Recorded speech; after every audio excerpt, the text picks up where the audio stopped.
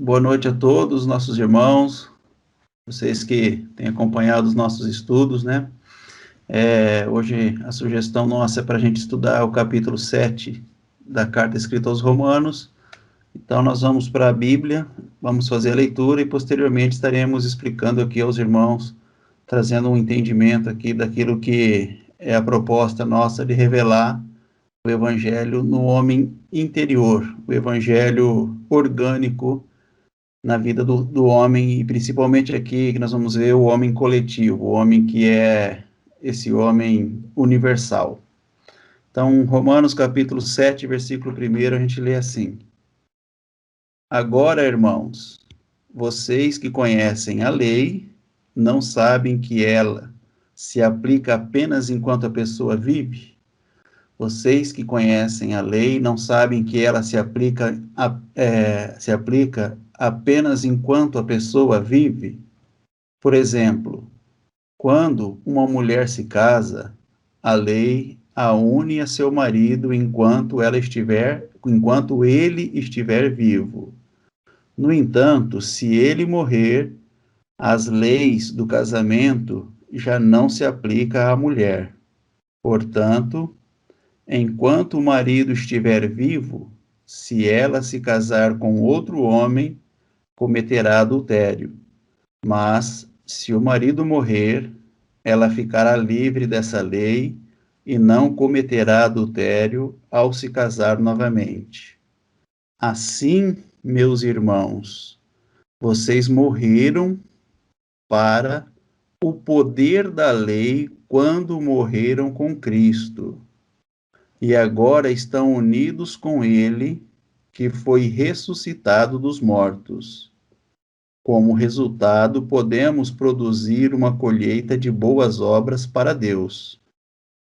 Quando éramos controlados pela natureza humana, desejos pecaminosos atuavam dentro de nós, e a lei despertava esses desejos maus, que produziam uma colheita de obras pecaminosas, cujo resultado era a morte.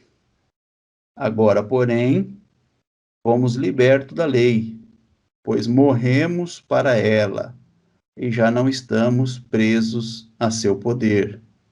Podemos servir a Deus não da maneira antiga, obedecendo a letra da lei, mas da maneira nova, vivendo no Espírito. Então, nós vamos falar um pouquinho a respeito dessa porção aqui, tá? Dessa passagem que a gente acabou de ler. Então, o apóstolo Paulo, ele, bem didaticamente, né, irmãos, ele começa a explicar aqui aos irmãos de Roma, aos romanos, né, que as pessoas que estavam fazendo parte daquela turma, né, que estava vivendo ali, os irmãos que estavam ali corporalmente, ele diz assim, que eles haviam morrido para o poder da lei quando morreram com Cristo. Só que essa morte, ela não foi uma morte física. Muitos ali não morreram quando Cristo morreu. Era uma morte, então, representativa. Era uma morte representada. Então, era aquilo que, muitas vezes, nós precisamos compreender que isso acontece, isso se dá quando há uma fé para que a gente possa assumir essa postura, essa identidade e assumir essa verdade dentro de nós. Porque toda questão de fé é aquilo que nós somos. Então, é isso que nós precisamos trazer como ensinamento aos irmãos. É o que nós somos. Porque viver, irmãos, uma vida crendo numa história é uma coisa.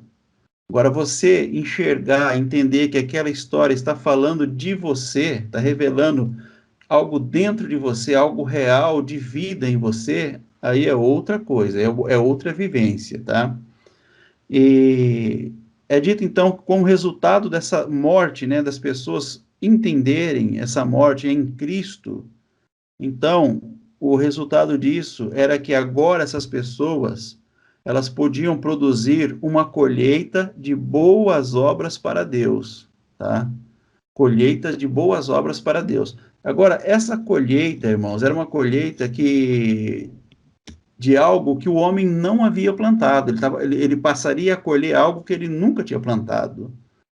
E o interessante é, quem plantou, então, para que nós pudéssemos colher, ou para que aquelas pessoas pudessem ter essa colheita de boas obras? Quem havia plantado? Foi o próprio Deus que plantou.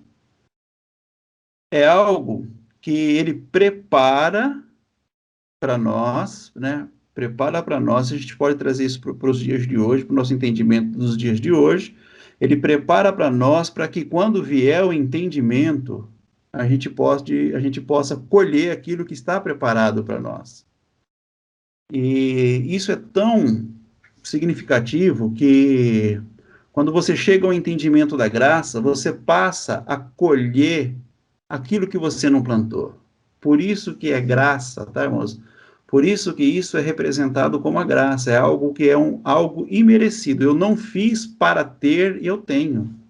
Eu não fiz para merecer e é meu, tá? Eu não entrei nessa história aqui produzindo nada, né? Para que eu pudesse receber, então, essa dádiva, esse amor, essa resposta, né, do Espírito de Deus em mim. E isso se deu porque Deus plantou, Ele preparou, Ele foi aquele que trouxe, né, essa provisão, né? É como a multiplicação dos pães, ele trouxe a provisão para que depois eu pudesse colher esses frutos da provisão, para que eu pudesse viver, para que eu pudesse externar esses frutos da provisão. Então isso é muito interessante, eu gosto muito de ler e entender essa passagem aqui, mas entender com a mente, né, do evangelho orgânico, do evangelho que acontece dentro de mim. Então no versículo 5 o apóstolo ele diz assim, olha, quando éramos controlados pela natureza humana. Poxa, então nós éramos controlados? Nós éramos ou ainda somos controlados? Essa tem sido a questão de muita disputa e de muita dúvida, né, de muitos irmãos aí que têm feito tantas perguntas a respeito, né, irmãos? Por que que ele cita que nós éramos? Quando éramos controlados pela natureza humana, desejos pecaminosos atuavam onde? Dentro de nós. Desejos pecaminosos atuavam dentro de nós. Esse é o ringue, tá, irmãos? Esse aqui é o local da luta. Aqui está o local da briga. Aqui está o local do embate, do combate, né? É dentro de nós. Então, aqui está o diabo, aqui está o santo, aqui está o profano, aqui está o herege, aqui está o Cristo, aqui está o anticristo, aqui está o profeta, aqui está o pecador, tudo está dentro de nós, irmãos. Aqui é o combate. Aqui se faz, então, o ringue do combate, tá? E ele diz que esse combate era dentro de nós, onde atuava ali dentro de nós o quê? Os desejos que eram controlados pela natureza humana. Eles eram. Se eles eram, irmãos, eles ainda continuam sendo. Nós estamos falando aqui de algo muito real. O que nós estamos falando aqui é algo real, tá? Havia, antes da morte de Cristo, um controle, né, da natureza humana. A natureza humana ela era totalmente controlada. E após a morte de Cristo, irmãos, essa natureza não é mais controlada. Tá? Ela não é mais controlada. Por que que agora ela não é mais controlada? Porque agora Cristo libertou o homem dessa lei de pecado, dessa lei de morte, como nós vamos ler no capítulo 8 aqui mesmo da carta escrita aos Romanos. Então, mas a pessoa ela viveu tanto tempo sendo escrava, como o povo do Egito, né, que viveram lá 400 anos de escravidão, sendo escravos no Egito, que quando eles saem do Egito, o que acontece? Eles querem retornar. Eles não têm forças para viver livremente. E isso tem acontecido com muitas pessoas na graça. Embora elas se deparam com o entendimento maravilhoso que os irmãos têm pregado, que os irmãos têm trazido, né, como revelação dessa graça maravilhosa, mas ainda elas se apegam à escravidão, elas estão se apegando ainda à escravidão e vivendo como escravas dessa natureza humana.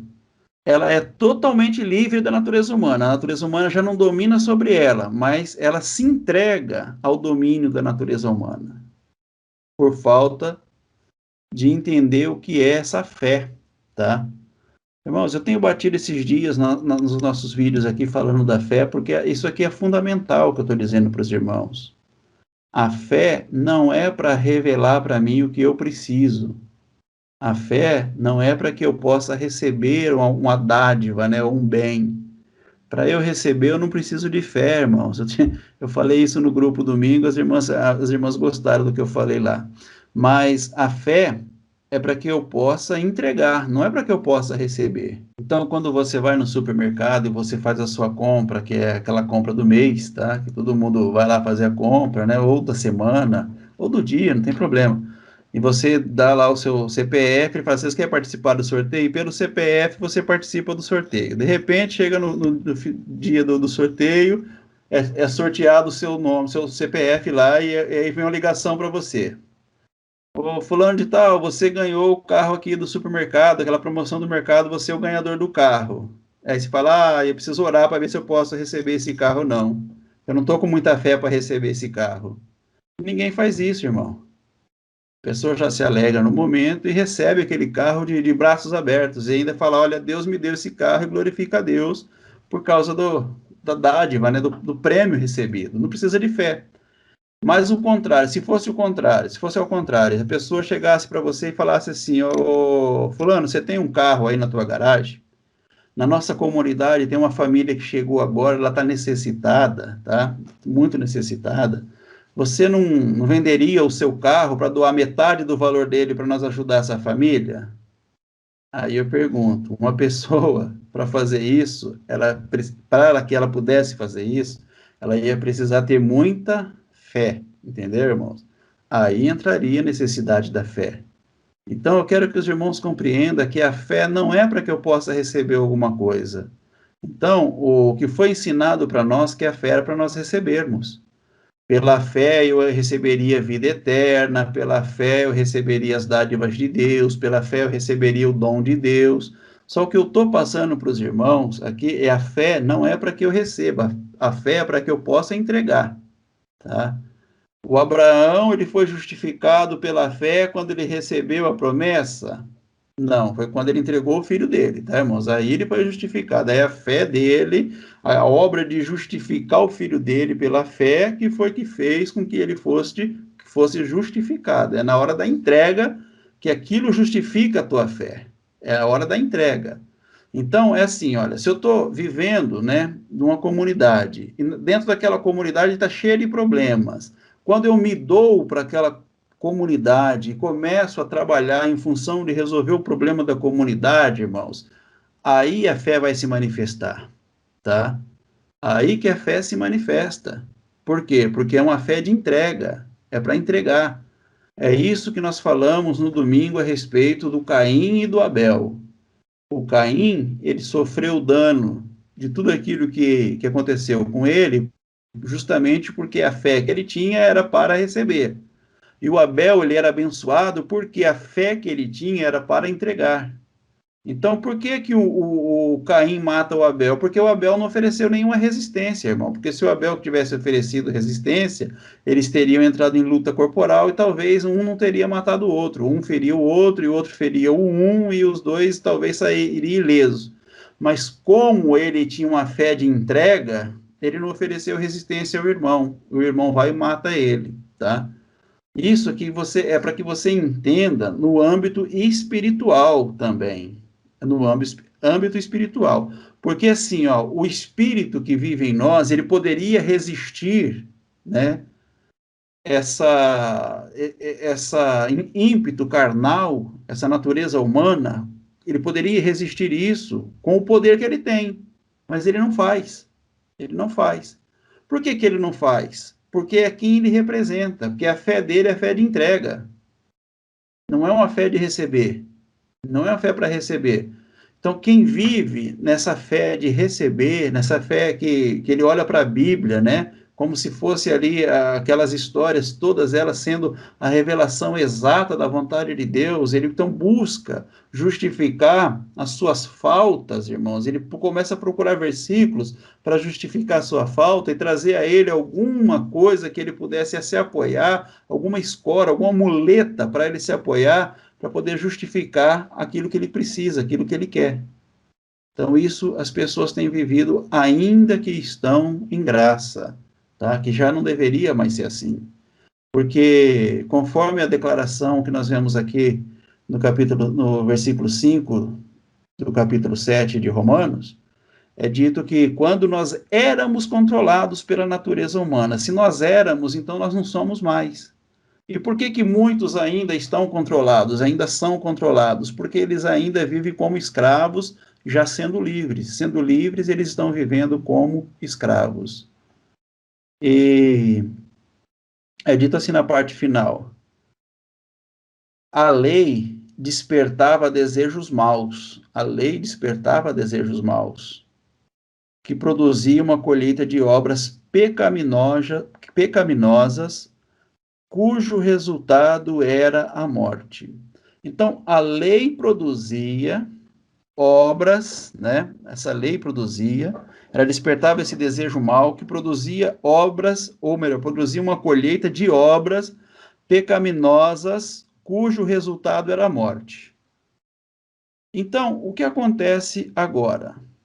Depois da morte e ressurreição de Cristo, e da manifestação dele agora entregando, tá, irmãos? Entregando. Agora ele entrega a vida para nós. Depois que ele entregou essa vida para nós, para todos os seres humanos, eu julgo ser para todos os seres humanos. Eu não acredito que hoje exista um não eleito. Eu não acredito.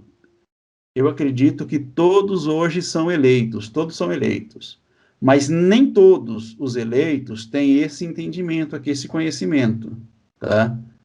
Então, a vida não se revela ou não se manifesta por intermédio de todos.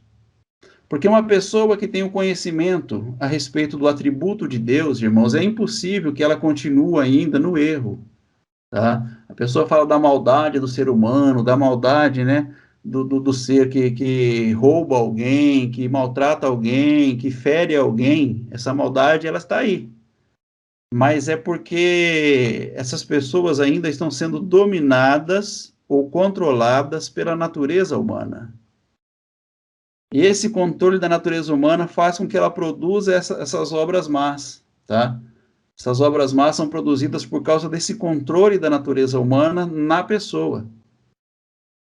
Tem pessoas que elas são controladas pelo meio, tá?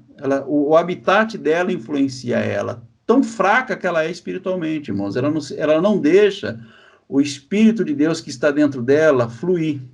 E o Espírito, por ser aquele que entrega, ele não força a pessoa nesse sentido. É interessante que os irmãos saibam disso, tá, irmãos? Ele não vai se opor. O Espírito, infelizmente, né, eu gostaria que ele fizesse essa obra de se opor e fazer valer aquilo que ele é, mas isso não acontece. Acontece da pessoa chegar ao entendimento para que ela, então, permita que o Espírito fale, para que ela permita que o Espírito dirija, para que ela permita que o Espírito, então, comece a governar sobre ela, tá? O Espírito não faz isso porque ele é um ser de entrega. Ele não é um ser que busca para si. Então, quando nós olhamos os atributos de Deus, nós começamos a perceber o porquê que Deus ele não faz a coisa à maneira dele. Tá lá em 1ª Carta aos Coríntios. Ele não exige que as coisas sejam à maneira dele. Porque se Deus quisesse, irmãos, ele faria o quê? Olha, meu espírito está dentro do Arlindo. Então, o Arlindo, ele não vai ser mal, porque o meu espírito não vai permitir ele ser mal.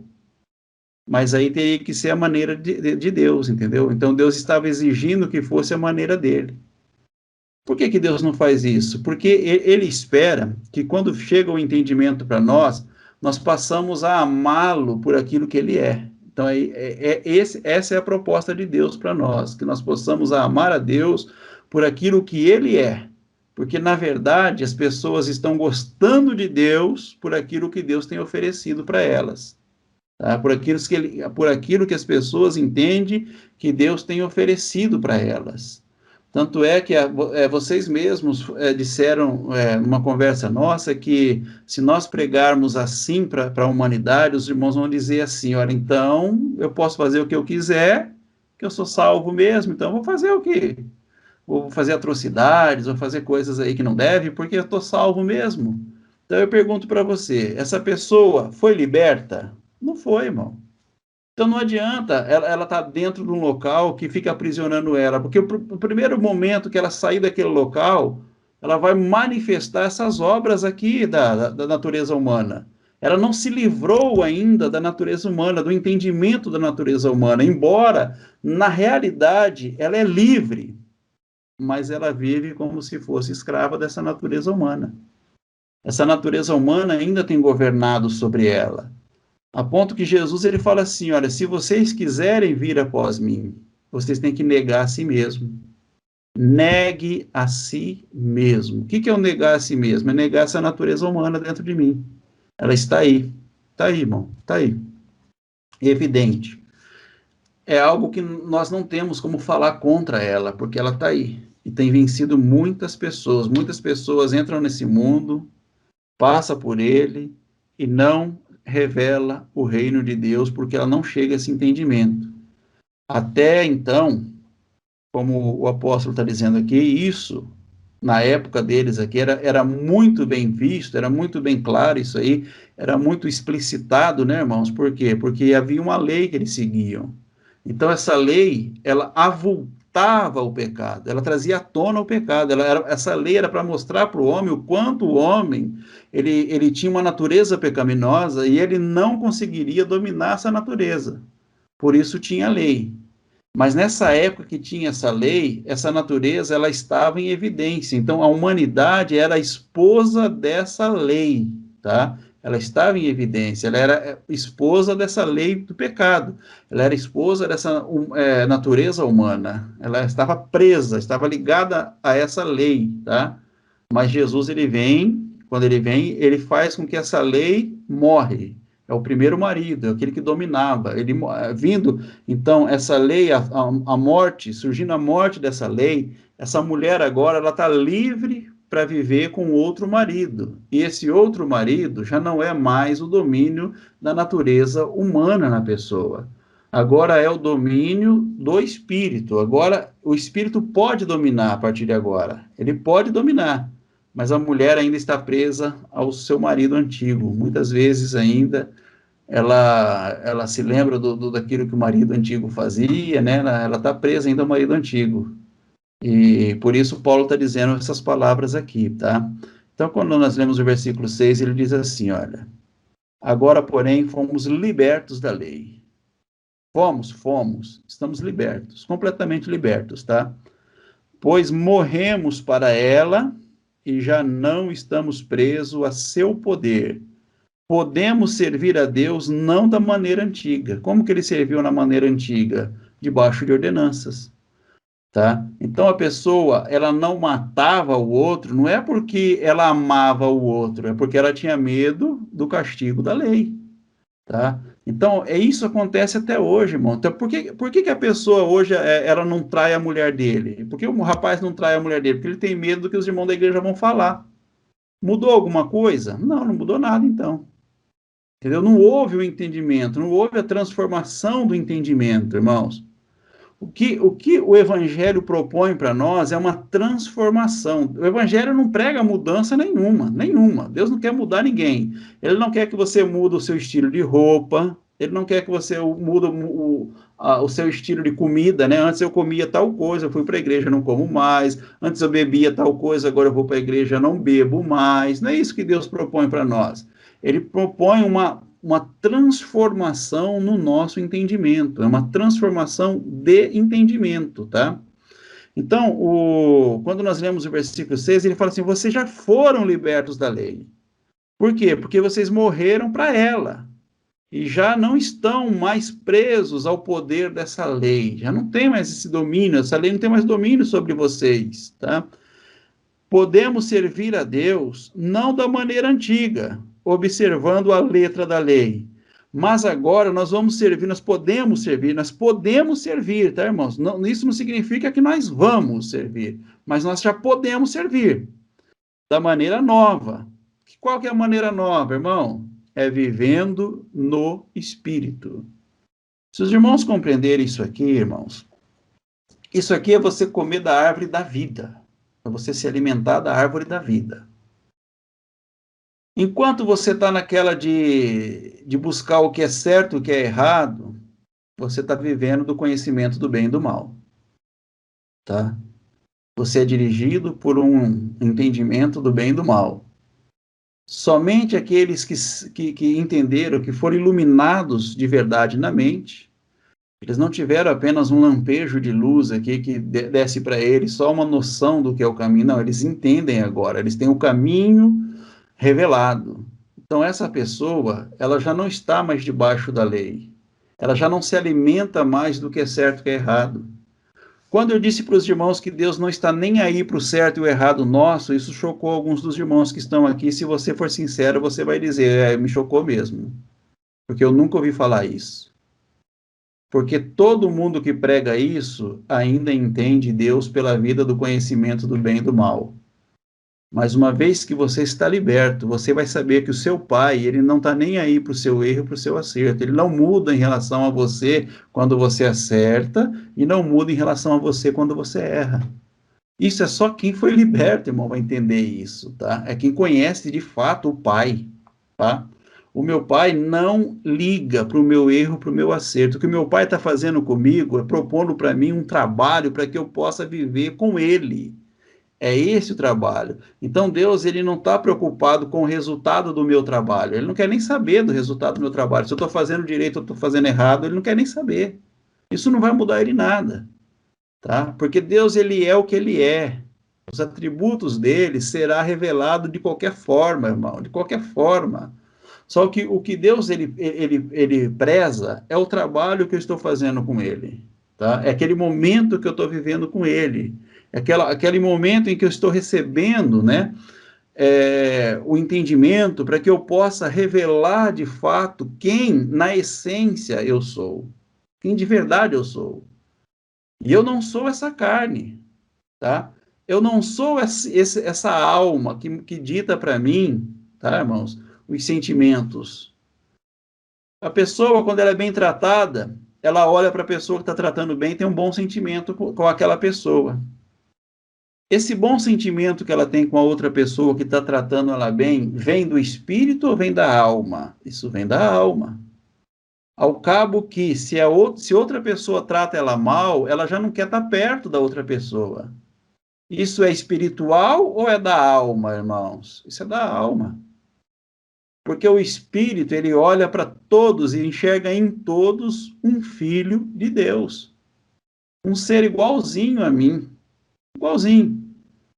É aquela pregação que nós falamos em Romanos capítulo 2, quando o Paulo ele fala assim, olha, vocês que julgam essas pessoas que fazem tais coisas, vocês são iguaizinhos a ela, vocês são iguais a ela. Não que eles fazem as mesmas coisas, tá, irmãos? Quando ele fala de julgamento daquilo que a pessoa está fazendo, que a lei diz que é errado, a sociedade diz que é errado, a família diz que é errado, quando ele está fazendo isso aí, ele está fazendo coisas diferentes das que eu faço. Mas quando ele fala assim que nós somos iguais, ele está falando do ser, da formação.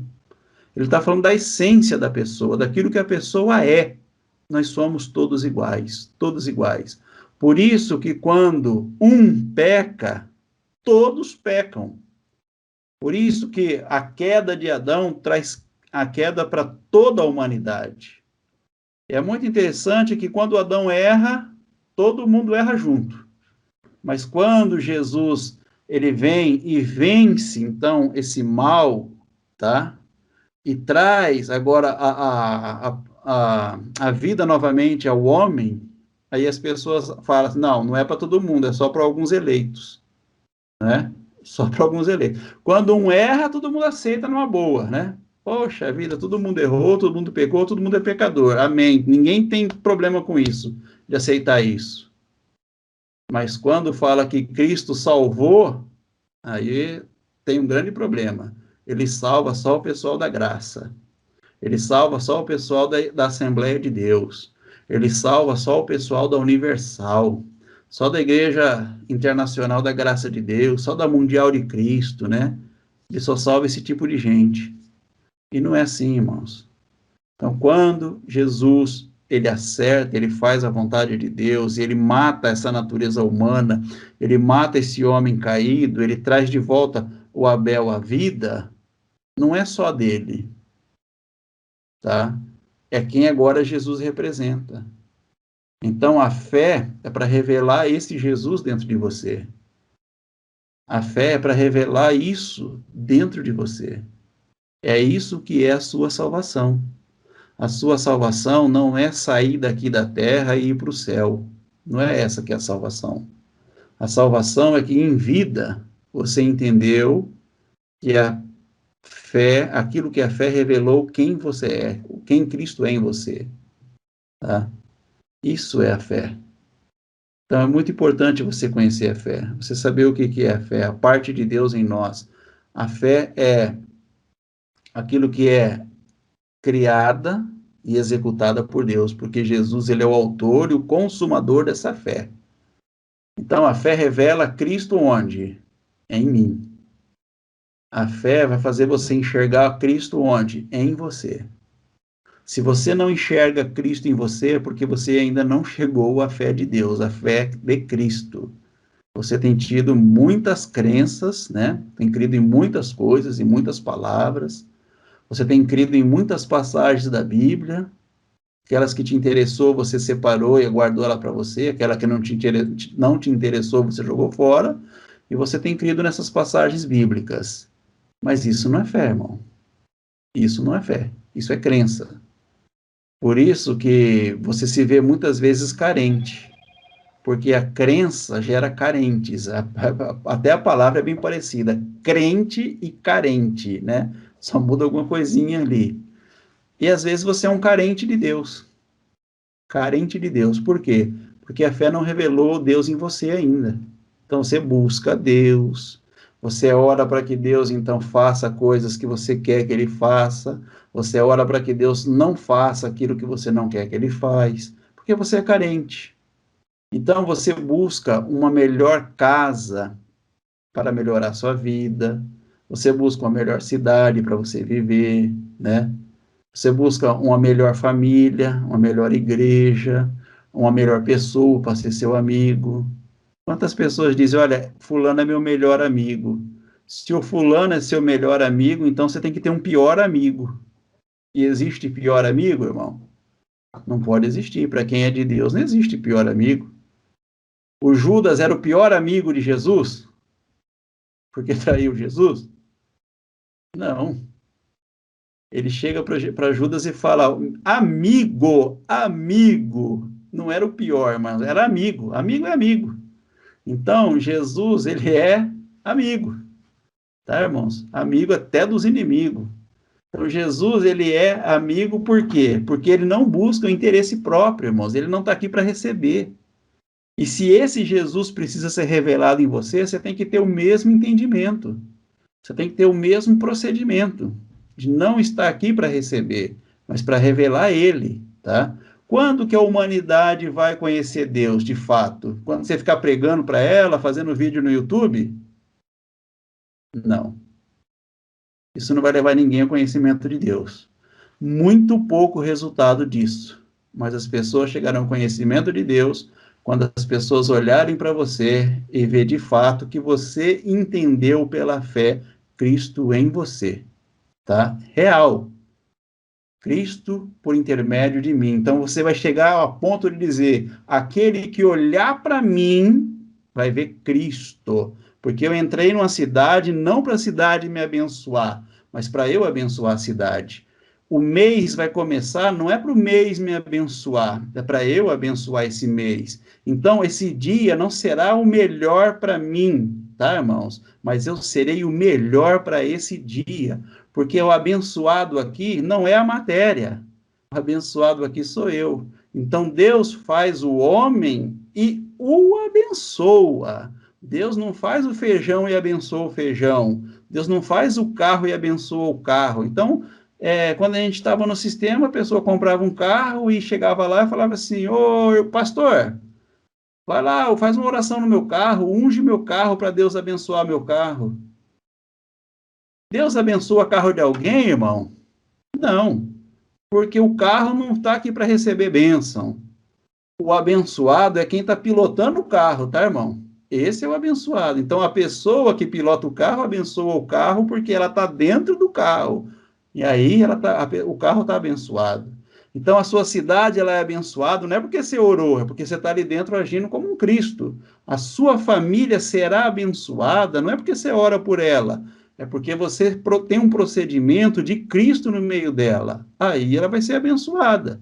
Você ficar orando e sendo a mesma natureza, revelando a mesma natureza humana sempre, essa pessoa nunca vai vir a Cristo. Não tem como ela vir, tá?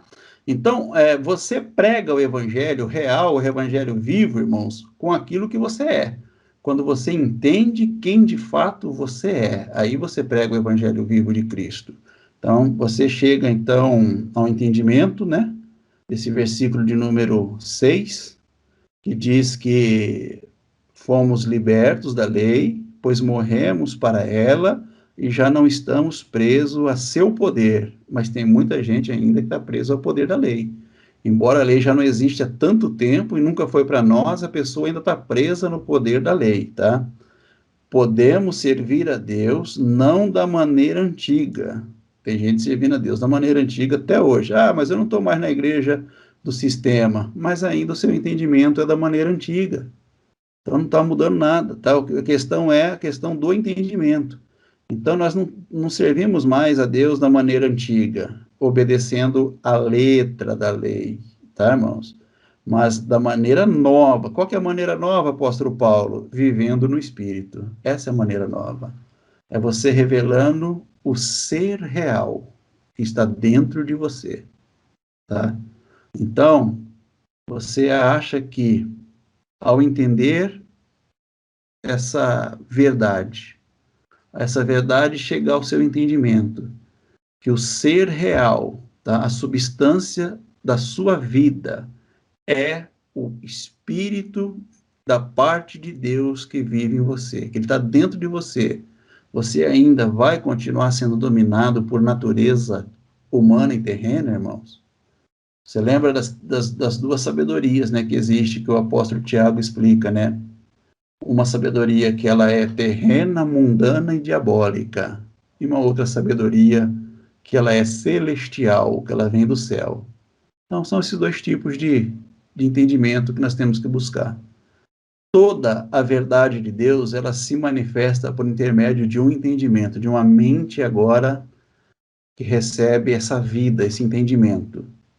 E uma pessoa que recebe esse entendimento, ela nunca mais será prisioneira de nada, irmãos. Ela nunca mais será ré do inferno, ela nunca mais será ré de religião, tá? Não será aprisionada por religião, por sistema, por uso e costume. Ela não será mais aprisionada por causa do local que ela mora, da cidade que ela vive, do problema que ela enfrenta. Por quê? Porque a salvação se deu no entendimento dessa pessoa. Essa pessoa entendeu aquilo que a fé revelou a respeito dela. Então, a fé é a certeza daquilo que eu espero e a prova daquilo que eu não vejo a respeito de mim mesmo, tá, irmãos? É aquilo que eu não via a meu respeito. Eu me via um necessitado de Deus.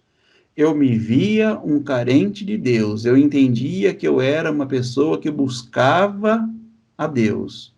Mas a fé veio e revelou a mim aquilo que eu não sabia a meu respeito, a meu próprio respeito.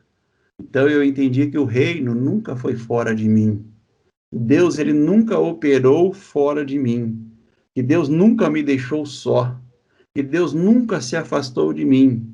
Porque agora eu entendo o reino de Deus orgânico dentro de mim, tá? Sem com que eu faça nada, tá, irmãos? Ele está aqui. não esperando o meu erro, não esperando o meu acerto, mas esperando que eu possa viver daquilo que é esse tesouro, essa dracma perdida, pregação da irmã Marilza, essa dracma perdida, tá? Entender esse bom tesouro que está no meu interior, no meu ser, tá bom? Aqui então um pedacinho aqui daquilo que a gente quer revelar em Romanos, né? E eu tenho que fazer aqui agora alguns agradecimentos, tá, irmãos? Os irmãos que têm cooperado nos grupos de WhatsApp, né? Que é a irmã Marilza, a irmã Cileide, a irmã Rosângela, a irmã Creuza, Maria Braga, essas irmãs que são bastante atuantes no nosso grupo, que com certeza estarão trazendo outras novas pessoas, né? Para conhecer a família Tua Graça Me Basta. Quero também agradecer o irmão Bruno Mack, mandar um grande abraço para o Neymarzinho lá do Bruno Mack, irmãozinho dele. Agradecer a todos os participantes do nosso canal, os novos inscritos, os antigos inscritos que têm comentado, tá, irmãos? Que têm sido ativos lá. Então, são pessoas que a gente precisa agradecer pelo carinho que a gente recebe, pelo amor, né? Que nós temos, então, entregado e tem entregue a eles, de fato e de verdade, tá bom? Então, faço esse agradecimento a todos vocês, lembrando o nome de vocês, dizendo para vocês que vocês são importantes na família, no canal. Quero mandar um grande abraço ao Felipe, Luiz Felipe, ao Ademir, à irmã Luzia, à irmã Mônica, aqui de Bauru também, a irmã Mônica também lá do WhatsApp, que eu ainda não tive muito contato com ela, conheço pouco ela, mas é uma bênção de Deus, está lá no grupo das meninas, né, do WhatsApp. E gostaria de citar muitos nomes, irmãos. Talvez eu não vou lembrar de todo. Um grande abraço para o irmão Valdecir, que chegou esse irmão aqui ao nosso canal também, que convidado pelo irmão Bruno Henrique, entrou na família. A gente abraça esse irmão com muito amor, com muito carinho.